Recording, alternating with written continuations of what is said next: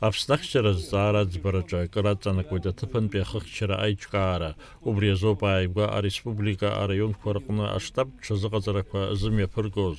Урҭ раан аруаа рҿаԥхьа иқәгылаз адҵақәа зегьы нарыгӡеит иҳәеит арбџьармычқәа рштаб хада аиҳабы Владимир Савченко. Иазгәеиҭеит Аԥсны ахада арбџьармычқәа ркомандаҟаҵаҩ хада Аслан Бжьаниа аруаа ирымадоу азҵаарақәа еснагь дшырхаҵгылоу. Убасҵәҟьа рхы мҩаԥыргоит атәыла аиҳабырагьы.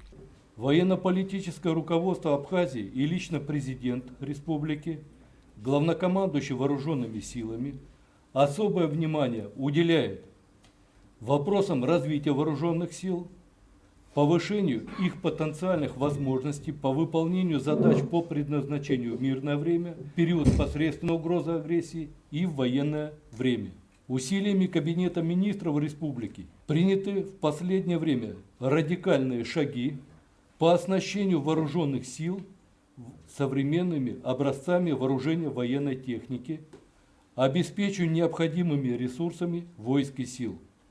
К подготовке вооруженных сил к отражению возможной агрессии главнокомандующим вооруженными силами предъявлены повышенные требования. Исходя из этих требований, Министерством обороны республики значительно увеличена интенсивность подготовки боевой учебы штабов и войск.